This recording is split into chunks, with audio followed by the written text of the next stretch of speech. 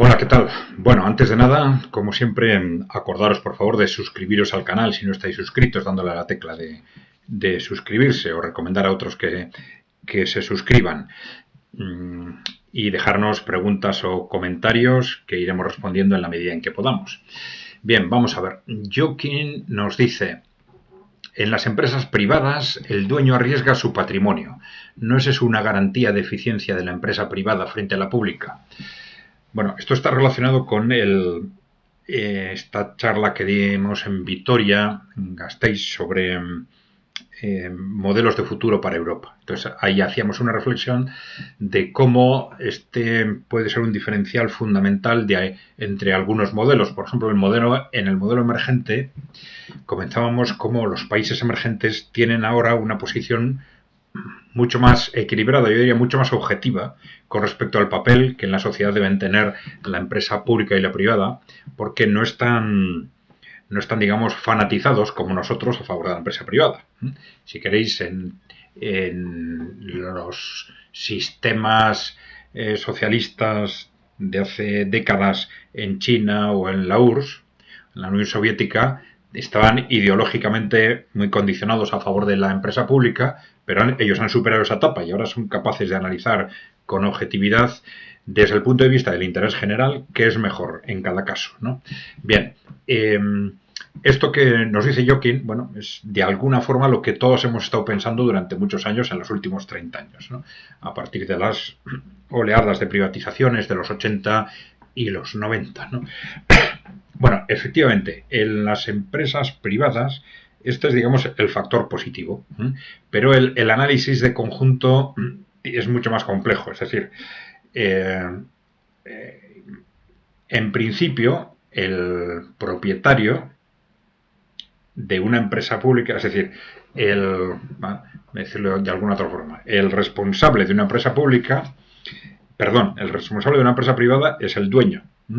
Y esto es es el que se hace con los beneficios, el que asume las pérdidas y por tanto, en principio es un factor positivo de incentivo. Es decir, el responsable de una empresa privada tiene un enorme incentivo porque él se queda con las ganancias y absorbe las pérdidas, ¿no? Bien, pero esto dicho en términos generales. Pero claro, ¿qué ocurre? Que esto es estrictamente realidad en el caso de los trabajadores autónomos o de los empresarios autónomos, si queréis, en los que solo hay una persona, que es la empresa, ¿no? Pero ¿qué ocurre? Bueno, entonces el conjunto de la empresa, en ese caso, tiene ese enorme incentivo. Pero a medida que la empresa crece, esto se va distorsionando. Si ese autónomo empieza a contratar trabajadores, se convierte en un empresario con asalariados, pues bueno, un empresario con 10 asalariados, él tiene ese enorme incentivo de ser el propietario, pero los asalariados no. Esto es importante, no es que no sea importante, pero ya veis que desde el punto de vista de la actividad del conjunto de la empresa, la importancia de ese enorme incentivo se va diluyendo. Pero ¿qué ocurre? Además, a medida que crece la empresa, ese propietario tiende a incorporar otros propietarios y ya el responsable tiende a ser uno de los propietarios. Pero es más, cuando la empresa crece mucho, en las grandes empresas, muchas veces el responsable no es propietario. Es decir, es al final un trabajador que se contrata para que gestione la empresa como director general o como ejecutivo con una denominación u otra, ¿no?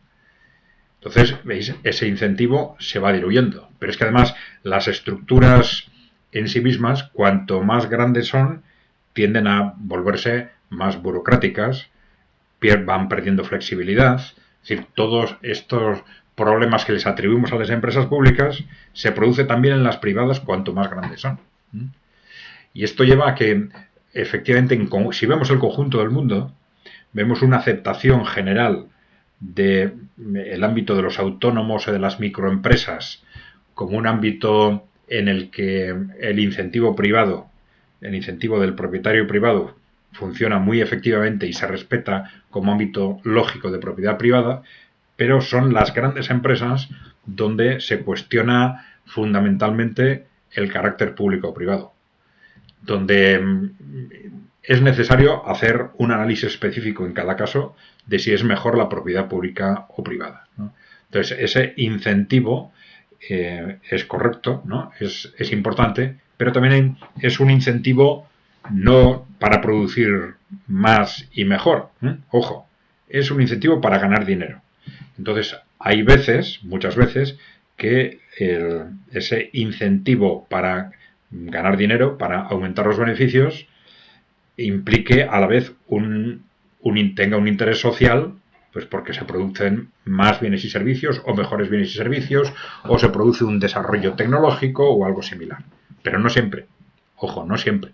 Están esos impactos que se suelen llamar externalidades, cuando hay gastos, costes que genera la actividad que se despliegan hacia la sociedad, o cosas que sería bueno hacer desde el punto de vista del interés social y no se hacen, como por ejemplo investigación a muy largo plazo, etcétera, que es algo que les cuesta mucho a las empresas hacer, ¿no? Bueno, lo que quiero decir al final es que a medida que la empresa crece, el análisis es mucho más complejo, ¿eh? Entonces hay que analizar sector por sector y probablemente a veces empresa por empresa si desde el punto de vista del interés general es mejor propiedad pública, privada o mixta incluso, ¿eh? O mixta. Bueno, esto es una reflexión un tanto sintética, pero bueno,